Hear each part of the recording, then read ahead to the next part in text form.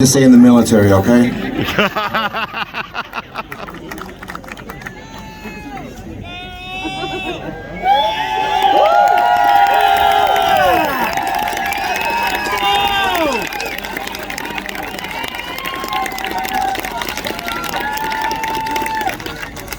Good morning. Good morning, sir. My name is Warrant Officer Retired Darryl Smith. I am a steering member committee member of the Veterans for Freedom.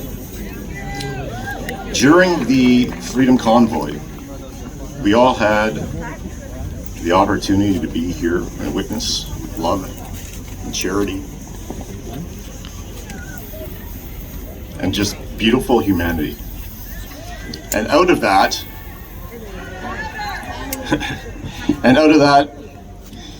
we as veterans, five of us, listening to Canadians tell us that for 2 years they didn't have hope, that they felt lost in their homes as they've been locked away, that they couldn't hug their relatives, that their family members were committing suicide, that their children had to go to school in masks and then not school at all, and then school and not school at all, learning from a computer, instilling fear into these little children.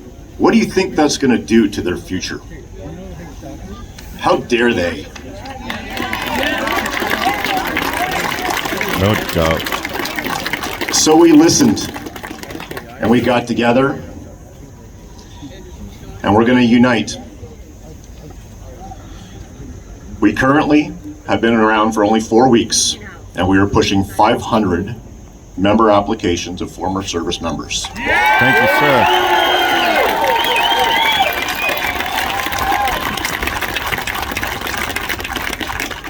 Now, the mainstream media likes to paint everybody with a broad brush, calling misogynist, racist, and all the other buzzwords that I don't have to go through. We know them. But that's not what we are and who we stand for. So, right here in the public eye, I am going to read to you our code of conduct that each of our members will follow, or we will voluntarily separate ourselves from that relationship. Sorry, everybody. Excuse me a moment here.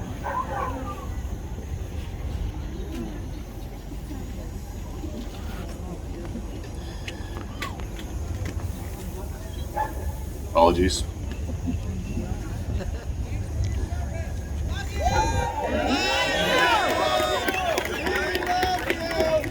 As a member, you commit to conducting yourself with the utmost professionalism in accordance with the following principles. 1. Uphold the fundamental rights of Canadians that are governed by the Constitution, the Canadian Charter of Rights and Freedoms, and the Canadian Bill of Rights. Yes! 2. Activating your civil responsibility to the full extent possible within the bounds of law and embodying a superior example of peaceful non-compliance. Yes! 3. Standing against globalism, medical segregation, and a new world order that will subvert the rights and freedoms outlined in the above items. Yes! 4. Conducting yourself with honor, integrity, discipline, and treating each member of the public with care and respect at all times. Yes! 5.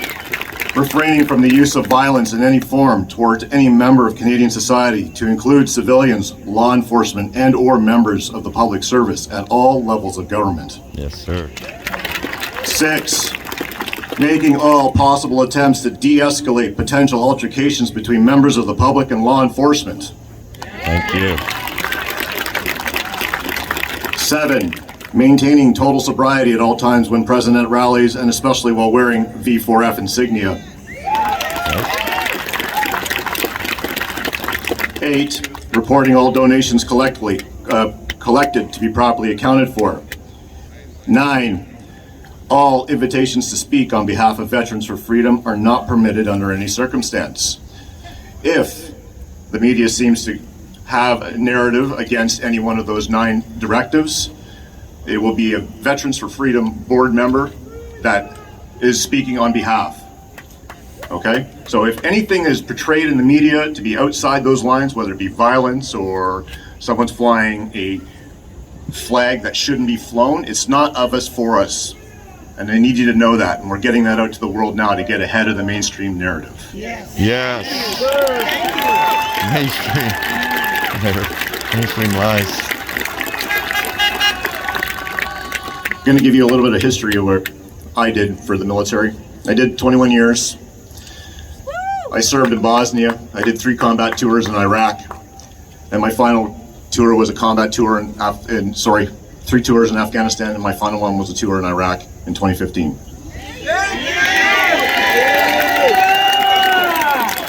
I started my career with the 3rd Battalion Royal Canadian Regiment out of Ottawa, and then when CSOR, Canadian Special Operations Regiment, stood up, I was there on day 1, and I spent 12 years doing that. It was Iraq that ended my career. I had planned to be until 65. In fact, after that tour, I was hoping to remuster over to Chinook pilot. But the Lord had other ideas in mind.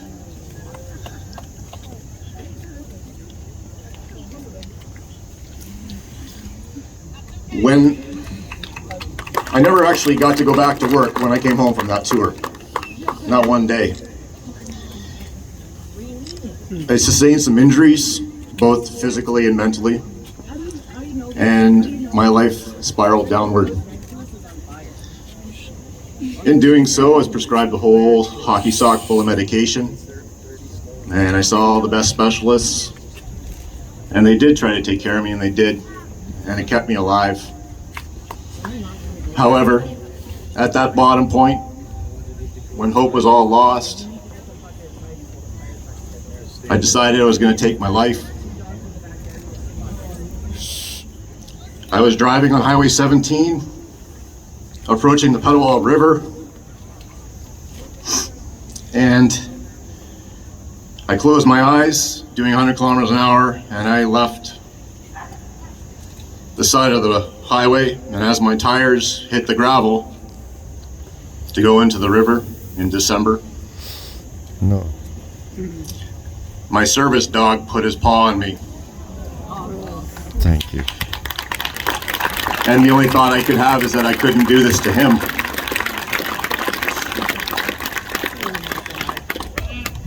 I was at a very, very low point. Just destroyed. I associated my entire being as a member of the Canadian Armed Forces. It's who I was, it's what I loved, and it's what I was. And when it's taken from you, and veterans know, you have a sense of loss.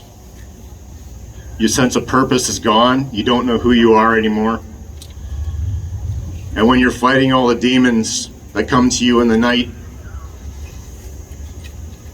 and you don't know where to turn, I'm going to make an admission to you. When this was all happening, I was an atheist. I did 41 years of my life getting through, not knowing the Lord. So at my lowest, I began looking for the answers to why I had to go and do what I did in all these different countries. And in doing so, I discovered who the real enemy of this world is, right? The elites, the ones who are controlling what we hear, what we see, what we read, our education system, our monetary system.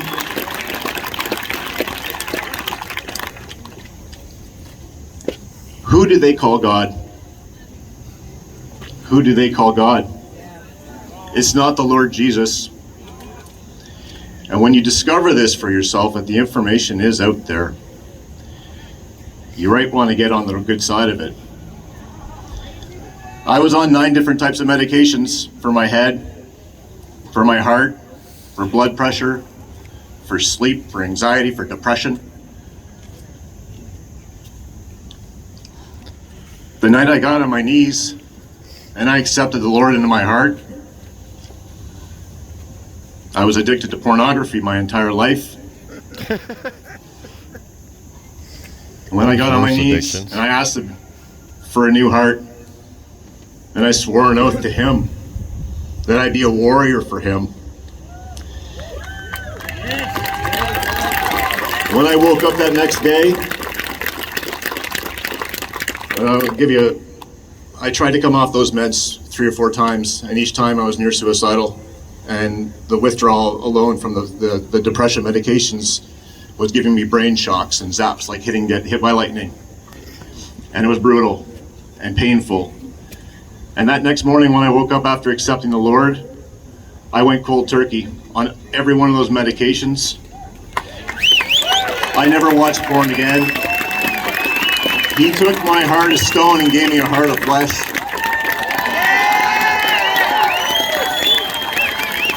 And it's been nothing but miracles ever since. I'm gonna lose it. I'd like to give a personal message to the Prime Minister of Canada. Oh, baby. And it's a message of love. Justin, the devil has your heart, but it's not too late.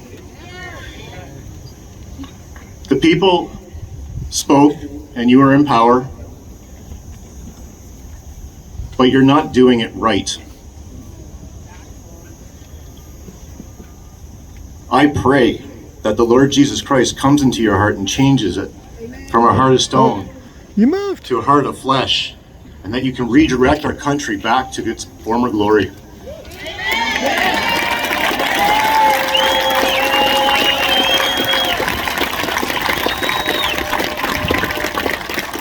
I'm not going to go on because I know time is short. I just want to say thank you from the bottom of my heart for being here. Thank you. I love you all, and God bless.